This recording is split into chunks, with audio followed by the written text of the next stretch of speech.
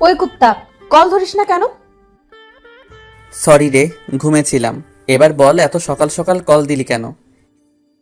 আজকে একটু তাড়াতাড়ি ক্যাম্পাসে আসিস, তোদের একটা গুড নিউজ দিব। কি গুড নিউজ? সেটা ক্যাম্পাসে এলে দেখতে পারবি। আর সানি আয়মানকেও বলে দিস তাড়াতাড়ি আসার জন্য। আমি ফারিয়াকে বলে দিছি। আচ্ছা ঠিক আছে, এখন ফোন রাখ, ফ্রেশ হব। ওকে। টুট টুট টুট, কলটা কেটে গেল। আমি উঠে ফ্রেশ হতে চলে গেলাম। চলেন, ফ্রেশ হতে হতে আপনাদের পরিচয়টা দিয়ে দেই। আমি জুয়েল, আপাতত স্টুডেন্ট লাইফে আছি। একটু আগে যে কল করেছিল সে আমার বেস্ট ফ্রেন্ড তন্নি। ফ্রেশ হওয়া শেষ, নাস্তা করে ক্যাম্পাসে চলে গেলাম। গিয়ে দেখি আমি ছাড়া সবাই বসে আছে। আমি যাওয়ার পরপরই তন্নি রাগী লোক নিয়ে আমাকে বলল, কি রে হারামি, তোকে আজকে একটু তাড়াতাড়ি আসতে বললাম আর তুই আজকে দেরি করে আসলি। সরি রে, রাস্তায় অনেক জ্যাম ছিল। তোর জন্য তো সব সময় জ্যাম থাকে, আমরা রাস্তা দিয়ে আসি না। এই হারামখোর, তুই চুপ থাক, সব সময় শুধু চামচামি করস। আচ্ছা বাদ দে না, এখন তোর নিয়ে কি বলবি তাড়াতাড়ি বল, আমরা ক্লাসে চলে যাব। আজকে কোনো ক্লাস হবে না, আজকে আমরা একটা পার্টি দিব। দেখ, এখন এগুলো করার সময় নেই, অন্যদিন করব। আগে বল তোর কি কথা আছে। দোস্ত, আমার বিয়ে ঠিক হয়ে গেছে। ছেলে অনেক বড় ব্যবসায়ী, কালকে আমাকে রিং পরিয়ে দিয়ে গেছে। তন্নির কথা শুনে আমার মাথার উপর যেন আকাশ ভেঙে পড়ল। সেই কলেজ লাইফ থেকে তন্নিকে আমি অনেক ভালোবাসি, কিন্তু ফ্রেন্ডশিপ নষ্ট হয়ে যাওয়ার ভয়ে কখনো বলতে পারিনি। আমি চেয়েছিলাম আগে নিজের পায়ে দাঁড়াই, ভালো একটা চাকরি পাই, তারপর তন্নিকে আমার মনের কথা বলবো। কিন্তু এটা কি হলো? না, আমি কিছু ভাবতে পারছি না। আমার মাথা ব্যথা করতেছে। এদিকে সানি, আইমান আর ফারিয়া তন্নিকে শুভেচ্ছা জানাচ্ছে। আমার নীরবতা দেখে তন্নি বলল, কি রে, তোর আবার কি হয়েছে? তুই খুশি হসনি? আমি তাড়াহুড়ো করে বললাম, আমি অনেক খুশি হয়েছি। তাহলে তুই এভাবে চুপ করে দাঁড়িয়ে আছিস কেন? দোস্ত, তুই সত্যি বিয়েটা করবি? অবশ্যই, এর থেকে ভালো ছেলে আর কোথায় পাবো? আর তাছাড়া বিয়ের বয়সও হয়ে গেছে। চুপ করে দাঁড়িয়ে রইলাম। আচ্ছা বাদ দে তো, এখন বল বিয়ে কখন? এই তো আগামী শুক্রবার। তোরা সবাই অবশ্যই আসবি। এই নে কার্ড। এ কথা বলে আমাদের সবাইকে একটা করে কার্ড দেয়। আমার কেন জানি বুক ফেটে কান্না আসছে। মনে হচ্ছে আমার জীবন থেকে অনেক বড় কিছু একটা চলে যাচ্ছে। নিজের অজান্তেই চোখের কোণে পানি চলে আসলো। আমার এমন অবস্থা দেখে তন্নি বলল, কি রে, কি হয়েছে তোর? কাঁদতেছিস কেন? আমি তাড়াতাড়ি চোখের পানি মুছে বললাম, আরে না, এমনি। তোর বিয়ে হবে শুনে খুশিতে চোখে পানি চলে আসলো। পাগল। আচ্ছা শোন, রায়হান কল দিচ্ছে, আমি একটু বাইরে যাচ্ছি, তোরা থাক। এই রায়হানটা আবার কে? আরে তোদের দুলা ভাই। আচ্ছা থাক, পরে কথা হবে। Bye bye. তন্নি চলে গেল। আমি অবাক দৃষ্টিতে ওর চলে যাওয়ার দিকে তাকিয়ে আছি। আস্তে আস্তে চোখটা ঝাপসা হয়ে গেল। মনে হয় আবার পানি এসে জমা হয়ে গেছে। এমন সময় ফারিয়া বলল, আচ্ছা আমি ক্লাসে যাচ্ছি, তোরা কেউ যাবি? তুই যা, আমরা একটু পর আসছি। আচ্ছা ঠিক আছে। তারপর সানিয়া রাইমান আমার কাছে এসে বলে, কিরে, ঘটনা কি? কিসের ঘটনা? তোর চোখে পানি কেন? এমনি পানি চলে আসছে। তুই কি ভাবছিস আমরা কিছু বুঝি না? আমরা তোর বন্ধু না? এখনো সময় আছে, বলে দে তুই যে তন্নিকে ভালোবাসিস। কি সব বলছিস তোরা? দেখ, এখন নাটক করার সময় নেই। যদি সত্যি ভালোবাসিস তাহলে তাকে বলে দে, কিছু হবে না, আমরা আসি। আমি আর কিছু না বলে সোজা ক্যাম্পাস থেকে বাসায় চলে আসলাম। সোজা রুমে গিয়ে শুয়ে পড়লাম। তন্নির কথা ভাবছি আর চোখ দিয়ে পানি পড়ছে। ওর কথা ভাবতে ভাবতে কখন যে ঘুমিয়ে পড়েছি মনে নেই। ঘুম থেকে উঠে দেখি সন্ধ্যা হয়ে গেছে। সে 11টার সময় ঘুমাইছি আর এখন সন্ধ্যা হয়ে গেছে। তন্নির কথা মাথা থেকে কিছুতেই যাচ্ছে না। এর মধ্যে আম্মু আমার রুমে আসে এবং বলে, কিরে, এই অবস্থা হয়েছে কেন তোর? কি হয়েছে আমার? চোখ মুখ লাল হয়ে আছে, দেখে মনে হচ্ছে তুই কান্না করেছিস। আরে পাগল নাকি? আমি কেন কান্না করব? অসময় ঘুমাইছি তাই হয়তো চোখ লাল হয়ে আছে। পানি দিলে ঠিক হয়ে যাবে। আচ্ছা ঠিক আছে, ফ্রেশ হয়ে আয়, আমি চা নিয়ে আসতেছি। এরপর ফ্রেশ হয়ে চা খেয়ে ছাদে চলে গেলাম। এক কোণে গিয়ে বসলাম আর 4টার দিকে তাকিয়ে আছি। মনের মধ্যে শুধু তন্নির সাথে কাটানো সময়গুলো উকি দিচ্ছে। খুব ইচ্ছে করছে চিৎকার দিয়ে বললি, তন্নি আমি তোকে ভালোবাসি, অনেক ভালোবাসি, কিন্তু পারছি না। মনের মধ্যে অজানা একটা ভয় চেপে রেখেছে। একটু পর দেখলাম তন্নি কল করেছে। কলটা ধরতে ইচ্ছে করছে না, কয়েকবার দেওয়ার পর রিসিভ করলাম। কিরে, তুই কল ধরছিস না কেন? একটু ব্যস্ত ছিলাম, কি বলবি বল। শোন দোস্ত, কালকে আমরা শপিং করতে যাব, তুইও আমাদের সাথে যাবি। সরি, আমি পারবো না। তুই সানি বা আইমানকে নিয়ে যা, তাছাড়া ফারিয়া তো তোর সাথে আছেই। না, ওরা কেউ যাবে না, প্লিজ তুই চল। দেখ, আমার একটু কাজ আছে, আমি যেতে পারবো না। আমি এত কিছু বুঝি না, তুই যাবি। এরপর সে কলটা কেটে দিল। এমনিতেই ওর জন্য অনেক কষ্ট হচ্ছে, এর মধ্যে যদি শপিংয়ে যাই তাহলে আমার মাথা আরো খারাপ হয়ে যাবে। না, কিছুই মাথায় ঢুকছে না। যা হওয়ার তা পরে হবে। আমি কালকেই তন্নিকে আমার মনের কথা বলে দিব। পরের দিন ঘুম ভাঙলো তন্নির কলে। মোবাইলটা হাতে নিয়ে দেখি 22টা কল দিছে। তাড়াতাড়ি উঠে ফ্রেশ হয়ে তন্নিকে একটা টেক্সট পাঠালাম যে আমি আসছি। সারাদিন তন্নির সাথে শপিং করলাম, কথাগুলো বলতে চেয়েও পারলাম না, কেমন জানি অস্বস্তি লাগছে। তন্নির দিকে খেয়াল করে দেখলাম ও অনেক খুশি। এখন কথাগুলো কিভাবে বলবো, যদি ফ্রেন্ডশিপ নষ্ট করে ফেলে। আমি আর কিছু না ভেবে সোজা বাসায় চলে আসলাম। চিন্তা করলাম এখানে আর থাকবো না, তন্নিকে চোখের সামনে অন্য কারো হতে দিতে পারবো না। মনে মনে সিদ্ধান্ত নিলাম তন্নিকে সব কথা খুলে বলবো। যদি সে রাজি হয় তাহলে এখানে থেকে যাব, আর যদি রাজি না হয় তাহলে দেশের বাইরে চলে যাব। তাড়াতাড়ি করে আম্মুর কাছে গেলাম, গিয়ে বললাম, আম্মু আমি বাইরে চলে যাব, এখানে আর পড়ালেখা করব না। তুই না বলেছিলি এখানে তুই বন্ধুদের সাথে থাকবি, বাইরে যাবি না? সেটা আগে বলেছিলাম, এখন আমি আর দেশে থাকবো না। তুমি আব্বুকে ভিসা প্রসেসিং করতে বলো, আমি শুক্রবারের আগে চলে যাব। এত তাড়াতাড়ি কি হবে, সময় লাগবে। এত কিছু আমি জানি না, আমি শুক্রবারের আগে যেতে চাই। আচ্ছা, তোর আব্বু বাসায় আসুক, আমি তার সাথে কথা বলবো। আমি আর কিছু না বলে সোজা নিজের রুমে চলে গেলাম। বসে বসে ভাবতে লাগলাম তন্নিকে আমাকে মেনে নিবে, নাকি আমাদের বন্ধুত্বটাই নষ্ট করে দিবে। যেটা হবে হোক, আমি বলবই। এইভাবে 2 দিন চলে গেল। তন্নির বিয়ের তারিখটাও চলে আসলো। বৃহস্পতিবার বিকালবেলা সানি আর আইমান আমাদের বাসায় এসে বসে আছে, কারণ একসাথে তন্নির হলুদে যাবে। আমার মোবাইল বন্ধ দেখে বাসায় চলে আসছে। আমিও গেলাম, দেখলাম ওরা বাবার সাথে কি যেন আলাপ করতেছে। আমাকে দেখে সবাই চুপ হয়ে গেল। এরপর বাবা আমাকে বলল, তন্নির বিয়ের আগে বলতি, তোর ফ্লাইট কয়েকদিন পরে করতাম। আমি কিছু না বলে উঠে চলে যাচ্ছিলাম, এমন সময় বাবা বলে, শোন, কোথায় যাচ্ছিস? বাবা ওদের সাথে যাচ্ছি। আচ্ছা, যেখানে যা তাড়াতাড়ি আসিস। আজ রাত 9টায় তোর ফ্লাইট, কথাটা যেন মাথায় থাকে। সানি আর আইমান আমাদের কথা শুনে হা করে দাঁড়িয়ে আছে। হয়তো ভাবছে এত অল্প সময়ের ভিতরে কিভাবে কি করলাম, এবং ওদের না জানিয়ে। এরপর আমি উঠে রেডি হয়ে ওদের সাথে তন্নির বাসায় চলে গেলাম। ওখানে যাওয়ার পর আমাদের আরো অনেকগুলো বন্ধুকে দেখলাম। সানি আর আইমান ব্যস্ত হয়ে গেছে, আমি একপাশে গিয়ে বসে আছি আর তন্নিকে খুঁজতেছি, কিন্তু দেখতেছি না। মনে হয় সাজতেছে। একটু পর তন্নি বের হয়ে আসলো, সাথে আরো কতগুলো মেয়ে সহ। আজকে তাকে অনেক সুন্দর লাগছে, যে কেউ দেখলেই প্রেমে পড়ে যাবে। আমারও আর ব্যতিক্রম কিছু হলো না, ওর দিকে হা করে তাকিয়ে আছি। একটু পর তার ধাক্কায় বাস্তবে ফিরে এলাম। কিরে, এইভাবে হা করে কি দেখছিস? কিছু না তনি, তোর সাথে আমার কিছু সিরিয়াস কথা আছে। কি কথা বল। এখানে না, সাদে চল। আচ্ছা ঠিক আছে, চল। তারপর আমি আর তন্নি ছাদে গেলাম। গিয়ে আমি চুপচাপ দাঁড়িয়ে রইলাম।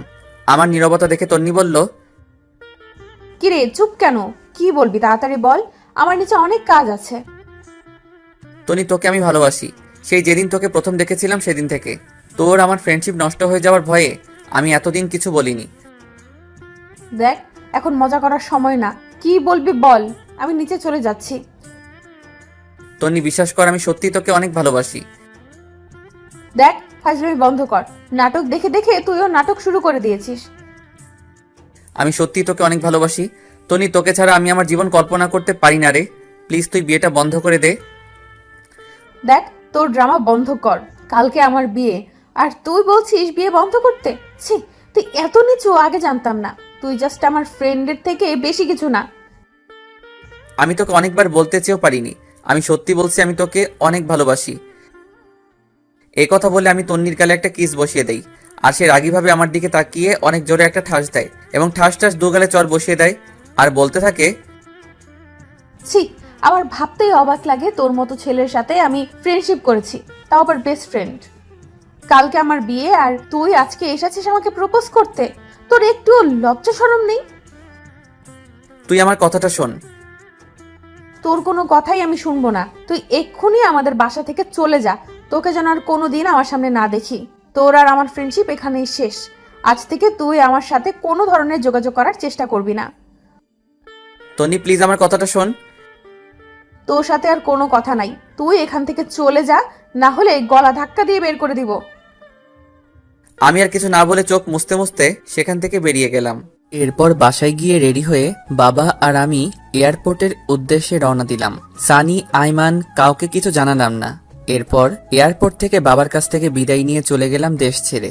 অনেক কষ্ট হচ্ছিল প্রিয় মানুষগুলোর জন্য, কিন্তু আমি এখানে থাকলে হয়তো আরো বেশি কষ্ট পাবো। যাওয়ার আগে নিজের ভার্চুয়াল জগতের সবকিছু ডিলিট করে দিলাম। একটা নাম্বারও ওপেন রাখলাম না। সেখানে গিয়ে বেশ কিছুদিন মন খারাপ করে বসেছিলাম। পরে নতুন বন্ধু, নতুন ক্যাম্পাস পেয়ে তন্নির কথা প্রায় ভুলেই গেলাম। আস্তে আস্তে ওখানকার পরিবেশের সাথে নিজেকে মানিয়ে নিলাম। দেখতে দেখতে 2 বছর চলে গেল। আমার পড়ালেখাও শেষ। চিন্তা করলাম এখানেই কোনো চাকরি করব, কিন্তু সেটা আর হলো না। আব্বু আম্মু কল দিয়ে কান্নাকাটি করতেছে। আব্বুকে অনেকবার বলছি আমি এখানে চাকরি করব, বাট আব্বু বলল নিজেদের ব্যবসা দেখাশোনা করার জন্য।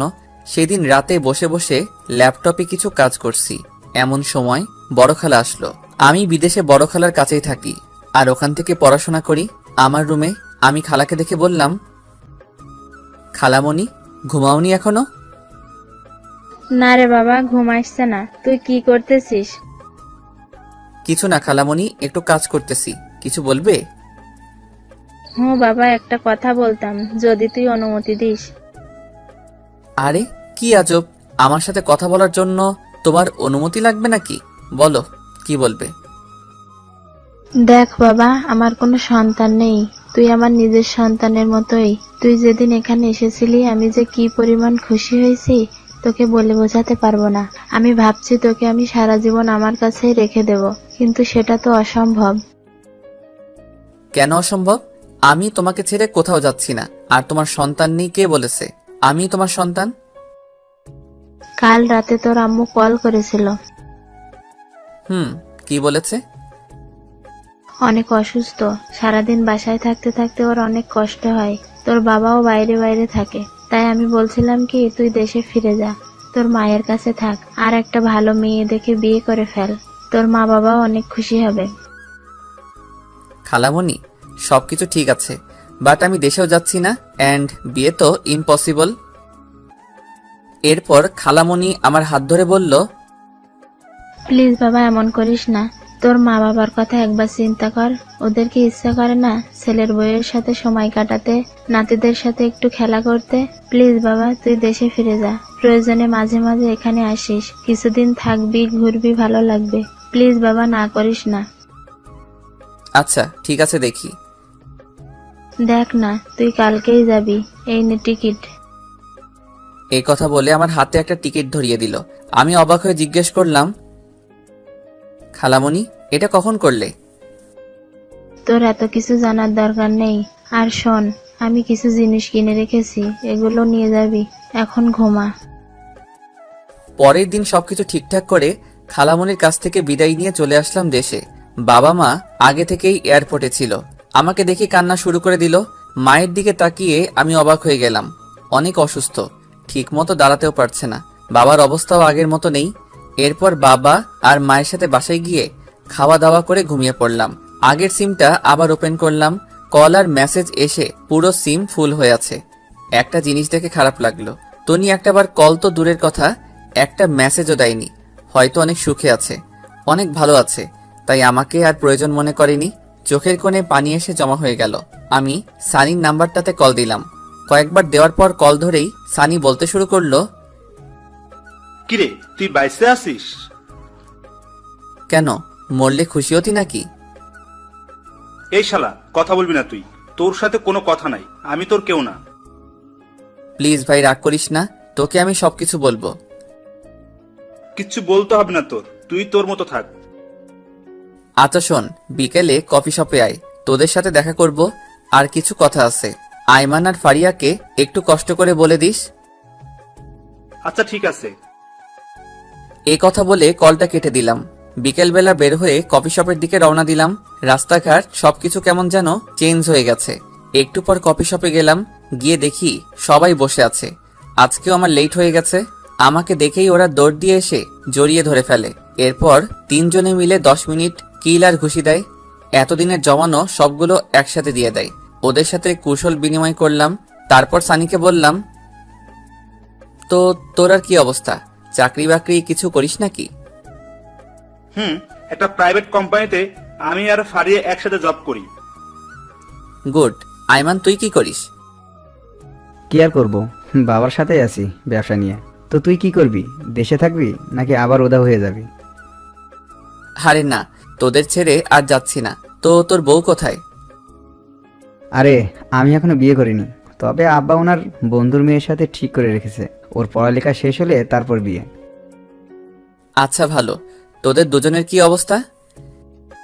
দেখি দুজন দুজনের দিকে তাকিয়ে হাসতেছে। এরপর আইমান বলল, মামা ওরা নিজেরাই সারাই ফেলছে। কি তোরাও এই কাজ করলি? যাক, খুশি হলাম। সারা জীবন একসাথে ছিলি, এখনো থাকবি, ভালো হইছে।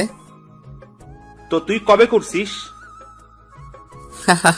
আমার মতো ছেলেকে কে মেয়ে দিবে বল? ধুর, ফাজলামি করিস না। এই তন্নি কেমন আছে রে? মনে হয় অনেক সুখে আছে, তাই না? এ কথা শোনার পর ওরা তিনজন একে অপরের দিকে তাকাতে লাগলো। এরপর আইমান বলল, আসলে তন্নির বিয়ে হয়নি। মানে মস্করা করছিস তাই না? দেখ, জোকস এখন ভালো লাগে না। না রে, আইমান ঠিক বলছে, ওর বিয়ে হয়নি। কি বলছিস তোরা? বিয়ে হয়নি কেন? তুই তো সেদিন চলে গিয়েছিলি, তাহলে তুই দেখতি কেন বিয়ে হয়নি। এত কথা না বলে বিয়ে কেন হয়নি সেটা বল। আসলে রায়হান ছেলেটা অন্য একটা মেয়ের সাথে রিলেশন ছিল। বিয়ের দিন সে ওই মেয়েকে নিয়ে পালিয়ে যায়। তারপর? তারপর আর কি, ওরা বিয়েটা ভেঙে দেয়। তন্নির বাবা ওদের হাতে পায়ে ধরেছিল, কিন্তু কোনো লাভ হয়নি। পরে আমরা তোকে অনেক খুঁজেছিলাম, বাট তুইও চলে গেলি। তন্নির বাবা আমাকে অনেকবার বলেছে তন্নিকে বিয়ে করার জন্য, বাট আমি করিনি তোর কথা ভেবে। পরে তুই বুঝবি আমি আর তন্নি সিট করে বিয়ে করেছি। আরে ধুর, এসব কেন বলছিস? আমি কিছু বলতাম না, তুই বিয়েটা করে ফেলতি। না বন্ধু, সেটা হয় না। এরপর ফারিয়া বলল, সেই থেকে তন্নি পাথরের মতো হয়ে গেছে। ঠিক মতো খায় না, ক্যাম্পাসে যায় না, আমাদের সাথেও মেশে না, দরকার ছাড়া কোনো কথা বলে না, সারা দিন জানালার গ্রিল ধরে দাঁড়িয়ে থাকে। ওর আর বিয়ের জন্য প্রপোজাল আসেনি? আসছে, বাট সে করবে না। আমাদের বিয়ের সময় এসে গিফটটা দিয়েই চলে গেছে। ও কি এখন এখানেই থাকে নাকি চলে গেছে? না, আগের বাসায় আছে। আমি একটু ওর সাথে কথা বলবো। তোরা যাবি আমার সাথে? আজকে তো সময় নেই, কালকে বিকেলবেলা সবাই ফিরে আসি, কালকে চল। আচ্ছা ঠিক আছে তাহলে। এরপর ওদের কাছ থেকে বিদায় নিয়ে বাসায় চলে আসলাম। শুয়ে শুয়ে চিন্তা করতেছি ওর বাবা মায়ের কাছে বিয়ের প্রস্তাব দিলে কেমন হয়। ইস, আমি যদি সেদিন থাকতাম হয়তো এতদিনে আমাদের বাচ্চাও বড় হয়ে যেত। এসব ভাবতে ভাবতে ঘুমাই গেছি। পরের দিন আমরা চারজন ওদের বাসায় গেলাম। দরজার সামনে দাঁড়িয়ে কলিং বেলটা বাজালাম। একটু পর ওর মা এসে দরজা খুলে দেয়। আমাদের দেখে উনি অনেক খুশি হন। আমাকে দেখে বলে, আরে জুয়েল, তুই কোথা থেকে আসলে? এতদিন কোথায় ছিলে বাবা? আন্টি আমি তো দেশে ছিলাম না। ও আচ্ছা, এই দাঁড়িয়ে কেন আসো? সবাই ভিতরে আসো। এরপর আমরা সবাই ভিতরে গেলাম। অনেক বসে আন্টির সাথে গল্প করলাম, কিন্তু তন্নিকে কোথাও দেখছি না। আমি ফারিয়াকে ইশারায় বললাম তন্নিকে দেখতে। সে উঠে তন্নির রুমে গেল, গিয়ে অনেকক্ষণ পর আসলো। তারপর আমি বললাম, কিরে ও বাসায় নেই? আচ্ছা ভেতরে, এখানে নাকি আসবে না, তুই কথা বললে ভেতরে যা। এরপর আমি উঠে ভিতরে গেলাম, গিয়ে দেখলাম ও জানলার গ্রিল ধরে দাঁড়িয়ে আছে। আমি অনেকক্ষণ গিয়ে পেছনে দাঁড়িয়ে রইলাম। কেমন জানি নার্ভাস লাগছে, কিন্তু ওর কোনো নড়াচড়া নাই। তারপর আমি একটা কাশি দিলাম, দেখলাম পেছনে তাকালো। এরপর সে বলল, কি রে, কখন আসছিস? এই তো কিছুক্ষণ হলো। কেমন আছিস তুই? ভালো। তুই এখানে কেন আসছিস? কথাটা শুনে অনেক খারাপ লাগলো। এতদিন পর দেখা হলো, অথচ আমি কেমন আছি সেটা জিজ্ঞেস না করে উল্টো আমাকে বলে কেন আসছি। এরপর আমি বললাম, এখনো রাগ করে আছিস? সেদিনের জন্য আমি অনেক সরি। আমি কারোর উপর রাগ করি না, সেই অধিকার আমার নেই। এতদিন কোথায় ছিলি? বাইরে। তো এখন এখানে কেন আসছিস? তোকে দেখতে। দেখা হয়ে গেছে, এখন যা। কেন, তোর কি বিরক্ত লাগছে নাকি? তুই রুম থেকে বের হলে আমি খুশি হব। প্লিজ এখান থেকে যা। আমি আর কিছু না বলে সোজা চলে আসলাম, একরকম অপমানিত হয়ে। এরপর আন্টি নাস্তা নিয়ে আসলো। আমরা নাস্তা খেতে খেতে কথা বলছি। এরপর আমি আন্টিকে বললাম, আন্টি একটা কথা বলতাম, যদি কিছু মনে না করেন। বাবা বলো। আন্টি, আমি তন্নিকে বিয়ে করতে চাই। আমার কথা শুনে আইমান, সানি আর ফারিয়া অবাক হয়ে আমার দিকে তাকিয়ে রইল। আন্টি বলল, কিন্তু বাবা, তোমার বাবা মা কি রাজি হবে? আর তন্নি তো বিয়ে করার কোনো ইচ্ছে নেই বলতাছে। আন্টি, আমার মা বাবা আমার উপর কোনো কথা বলবে না। আপনি যদি রাজি থাকেন আমি তন্নিকে বিয়ে করব। বাবা ঠিক আছে, কিন্তু তন্নি? আন্টি, বিয়ের পর সব কিছু ঠিক হয়ে যাবে।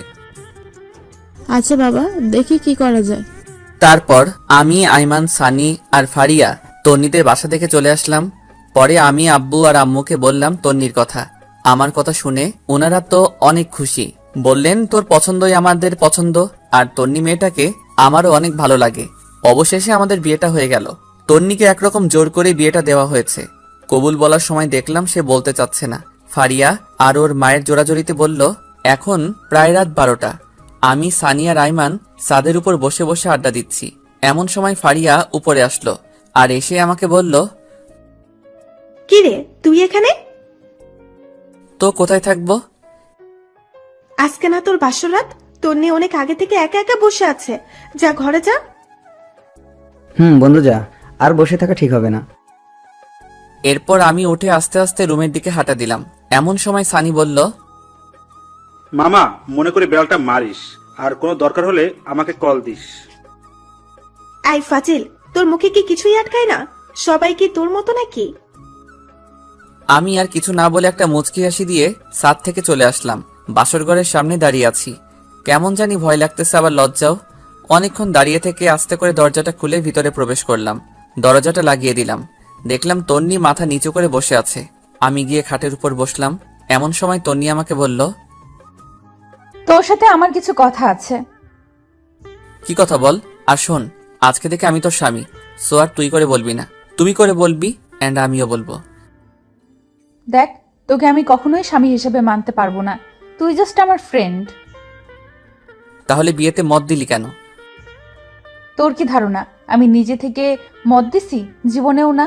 মা আমাকে ওনার মরার কসম দিয়েছে, সেজন্য আমি বিয়েটা করেছি। তোর মায়ের কসমের জন্য তুই আমার জীবন নষ্ট করবি নাকি? তো তুই এখন কি চাস? তুই জীবনেও আমার কাছে স্বামীর অধিকার দেখাতে পারবি না। তুই তোর মতো আর আমি আমার মতো। ওকে, আমি তোর উপর কোনো অধিকার খাটাবো না। অন্তত আমার মা বাবার সামনে একটু নাটক করিস, না হলে ওনারা অনেক কষ্ট পাবে। চেষ্টা করব। আমি আর কিছু না বলে খাটে ঘুমাতে যাব। এমন সময় তন্নি আবারও চিৎকার দিয়ে ওঠে আর আমাকে বলে, কি করছিস তুই?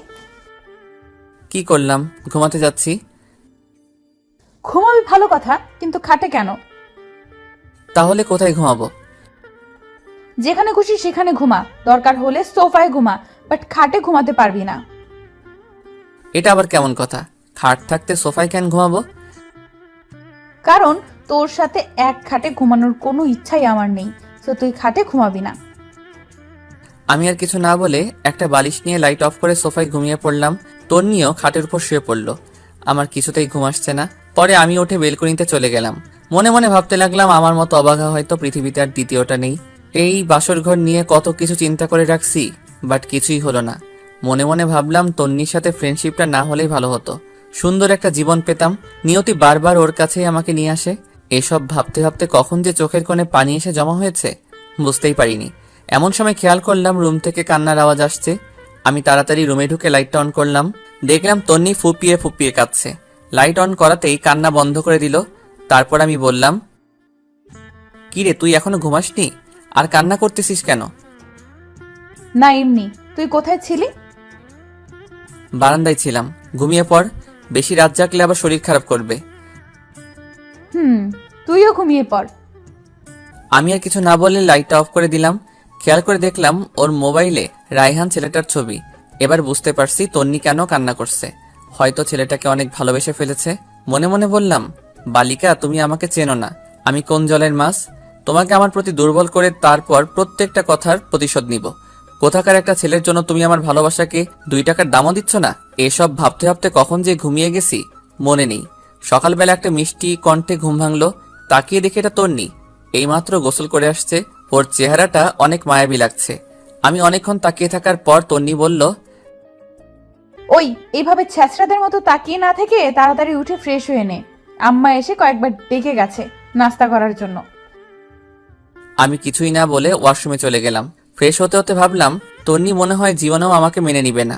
ফ্রেশ হয়ে রুমে আসতে দেখালাম তন্নি মন মরা হয়ে বসে আছে। আমাকে দেখেই নিচে চলে গেল। আমিও রেডি হয়ে নিচে গেলাম। গিয়ে দেখি আমি ছাড়া সবাই বসে আছে। সবাই একসাথে নাস্তা করলাম। এরপর বাবা বললেন, নাস্তা করে দেখতো আয়মান আর সানি কোথায়? ওদেরকে বাবুর্চির কাছে পাঠাইছিলাম। বাবার কথা শুনে আমি হাসা শুরু করলাম। হায়রে, আমার বন্ধুগুলা বাবুর্চির কাজ করছে। তারপর বাবা বললেন, না হেসে বাইরে গিয়ে ওদের দেখ। আর শোন, কালকে তাড়াতাড়ি উঠিস, অফিসের কলিংদের সাথে পরিচয় হবি আর অফিস বুঝে নিবি। আমি আর যাব না। কিন্তু বাবা। কোনো কিন্তু না, যেটা বলছি সেটাই। তারপর নাস্তা করে সানি আয়মানকে খুঁজতে লাগলাম। বেশ ভালোভাবেই বউ ভাতের অনুষ্ঠানটা শেষ হয়। এরপর রাতে যখন আবার ঘুমাতে যাই, গিয়ে দেখি তন্নি আগে থেকেই বিছানায় শুয়ে আছে। আমি কিছু না বলে ছাদে চলে গেলাম। সারা রাত ওখানে কাটিয়ে দিলাম। পরের দিন সকালবেলা নাস্তা করে বাবার সাথে অফিসে চলে গেলাম। বাবা সবার সাথে পরিচয় করিয়ে দিলেন এবং এটাও বললেন যে আজ থেকে আমি ওদের বস। সবাই আমাকে অভিনন্দন জানালো। সেদিন সবার সাথে পরিচিত হয়ে বাসায় চলে আসলাম। এইভাবে 1 সপ্তাহ চলে গেল। তন্নির সাথে আমার আর তেমন কথা হয় না, দরকার ছাড়া আর কোনো কথা নেই। সেদিন সকালে নাস্তা করে অফিসে এসে কিছু দরকারি কাজ সেরে নিলাম। তারপর চেয়ারটাতে গা এলিয়ে দিয়ে চোখটা বন্ধ করলাম। এমন সময় ইউসুফের কল। কিরে দোস্ত, কি অবস্থা? বিয়ে করে তো আমাদের ভুলে গেলি। আরে না, কি যে বলিস, তোদের কেন ভুলবো? দোস্ত, তোর বিয়েতে আসতে পারিনি, আম্মু অসুস্থ ছিল, কিছু মনে করিস না। আরে না, তো বল আন্টি কেমন আছে? আগের থেকে ভালো। তোর বাসা সবাই কেমন আছে? না রে দোস্ত, তেমন ভালো নাই। আম্মু আব্বু দুজনই অসুস্থ। এক কাজ কর, ওনাদেরকে নিয়ে দূরে কোথাও থেকে ঘুরে আয়। যদি পারিস দেশের বাইরে যা, ভালো লাগবে। ঠিক বলেছিস। আচ্ছা, দেখি কি করা যায়। এ কথা বলেই কলটা কেটে দিলাম। মনে মনে চিন্তা করলাম, কোথাও থেকে ঘুরে আসলে মন্দ হয় না। এগুলো ভাবতে ভাবতে দেখি টিফিনের সময় হয়ে গেছে। আমি হালকা কিছু খেয়ে নিলাম। এরপর চিন্তা করলাম তন্নিকে একটা কল দেই, খেয়েছে কিনা জিজ্ঞেস করি। এরপর তন্নিকে কল দিলাম। কিছুক্ষণ রিং হওয়ার পর কলটা ধরলো। বিরক্ত নিয়ে বলল, কি ব্যাপার, তুই এ সময় কেন কল দিলি? না মানে, খেয়েছিস কিনা জানার জন্য। দেখ, তোর আমাকে নিয়ে এত ভাবতে হবে না, আমাকে আমার মতো থাকতে দে। তারপর সে কলটা কেটে দিল। বুঝলাম না তন্নি কেন আমার সাথে এই রকম ব্যবহার করে। আমি তো ওর ভালো চাই, তবু সে কেন বোঝে না। না থাক, আজ থেকে আর ওর কেয়ার করব না। ওর মতো ও থাকবে আর আমার মতো আমি থাকবো। এগুলো চিন্তা করতে করতে আবার কাজে মন দিলাম। রাতে বাসায় গিয়ে দেখলাম বাবা বসে বসে খবর দেখছে আর মা রান্নাঘরে। আমি বাবার সামনে গিয়ে দাঁড়ালাম। আমার দাঁড়িয়ে থাকা দেখে বাবা বলল, কিরে, কিছু বলবি নাকি? জি বাবা, একটা কথা বলার ছিল। যদি কিছু মনে না করো তাহলে বলতাম। আরে পাগল, আমাদের সাথে কথা বলার জন্য তোর অনুমতি লাগবে নাকি? বল, কি বলবি? আসলে বাবা বলছিলাম কি, সারাদিন অফিস কাজ এগুলো করতে করতে তোমাদের সময় দিতে পারি না।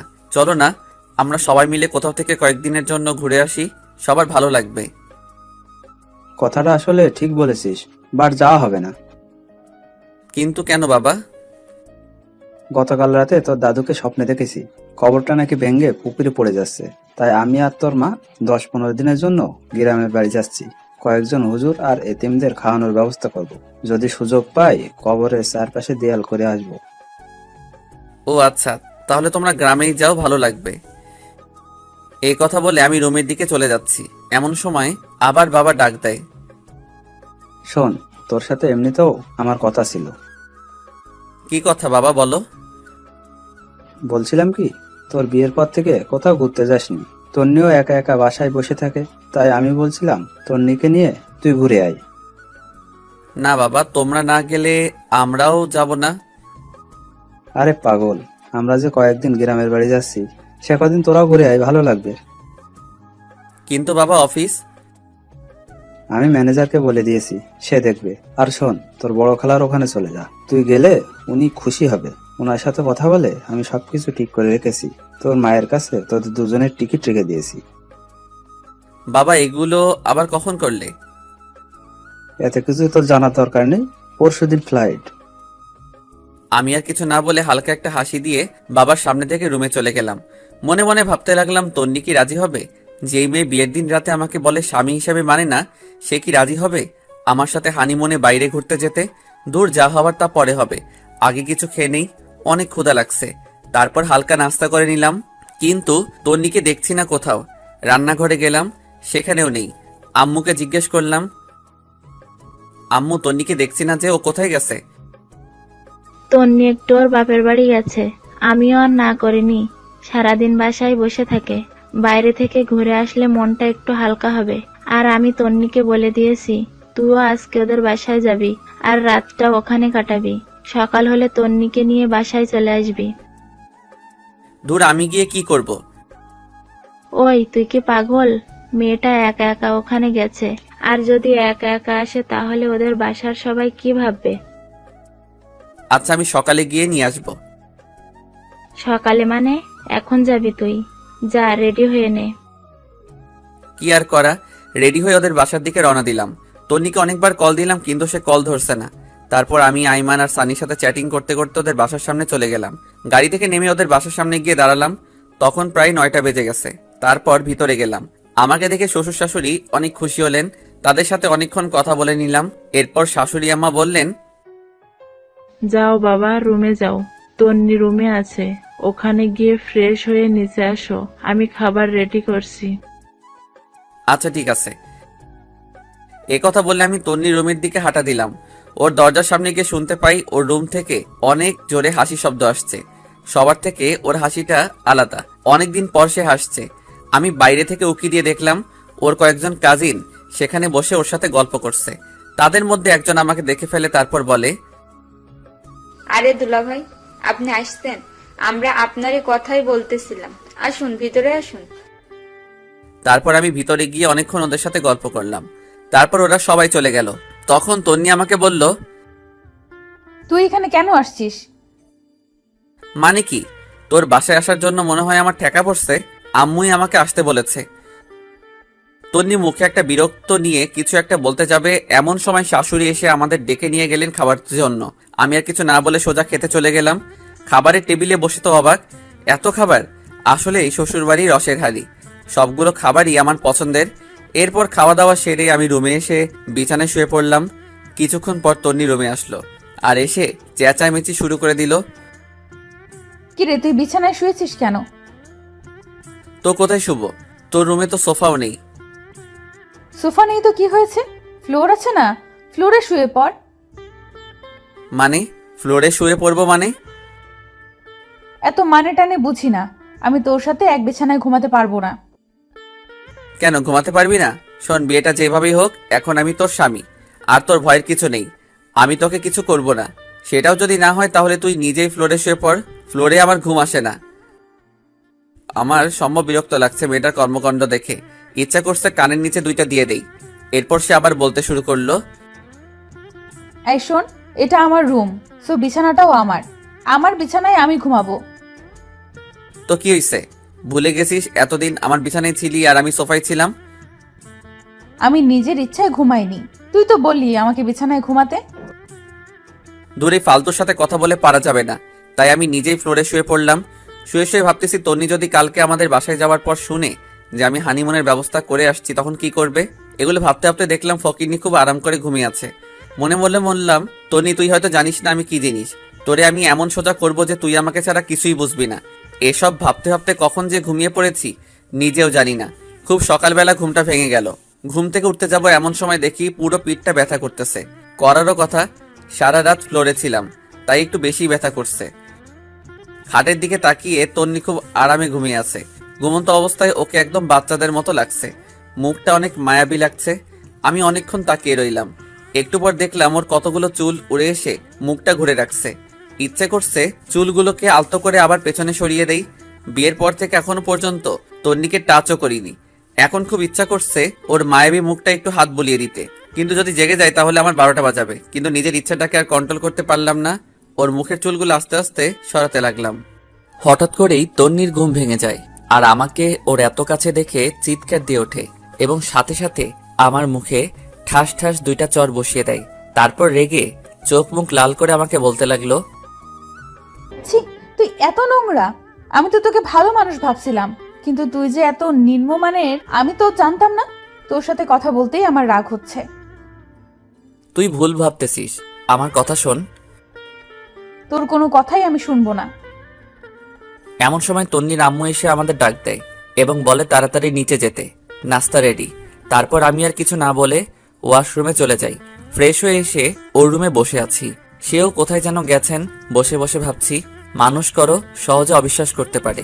আমি যদি জোর করে কিছু করার চেষ্টা করতাম তাহলে তো বিয়ের প্রথম রাতেই করতে পারতাম, বাট ওগুলো তো আমার মনে নেই।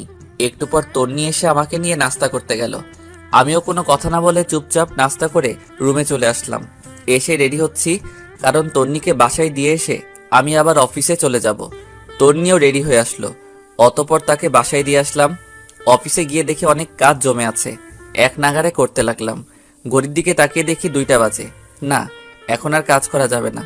আমি উঠে নামাজ পড়লাম, তারপরে ক্যান্টিনে গেলাম নাস্তা খাওয়ার জন্য। এমন সময় তন্নির কল আসলো। বলো, কি হয়েছে? কিন্তু কলটা দিয়েছে বাবা। তারপর ওই বলল, তন্নি না, আমি তোর বাবা বলছি। বাবা এই সময় কল দিয়েছো, কিছু বলবে? তুই এখন কোথায়? ক্যান্টিনে এসেছি নাস্তা করার জন্য। নাস্তা করার দরকার নেই, তুই বাসায় আয়, একসাথে খাবো। কিন্তু বাবা। কোনো কিন্তু না, তোর সাথে কথা আছে। আচ্ছা ঠিক আছে, আসতেছি। এরপর আমি বাসায় চলে গেলাম। গিয়ে দেখি সবাই খাবার টেবিলে বসে আছে। মনে হচ্ছে আমার জন্য বসে আছে। আমি গিয়ে মায়ের পাশে বসলাম। খাওয়া দাওয়া শুরু হলো। এক সময় বাবা বলল, তোকে যে বলেছিলাম আমরা গ্রামের বাড়ি যাব, মনে আছে তোর? তোর দাদা দাদুর কবর পাকা করব। আছে, কিন্তু। কিন্তু কি? আমি কোথাও যেতে পারবো না। আরে তুই আমাদের সাথে যাবি কেন? তোরা তো ঘুরতে যাচ্ছিস। না বাবা, আমরা কোথাও যাচ্ছি না। দরকার হলে তন্নিকে তোমাদের সাথে নিয়ে যাও। দেখলাম তন্নি আমার দিকে আর চোখে তাকিয়ে আছে। তারপর মা বললেন, এটা কেমন কথা? তুই না কালকে বললি তোরা ঘুরতে যাবি? বলেছিলাম, বাট আর যাব না। আমার কাজ আছে, সবকিছু ক্যান্সেল করে দিয়েছি।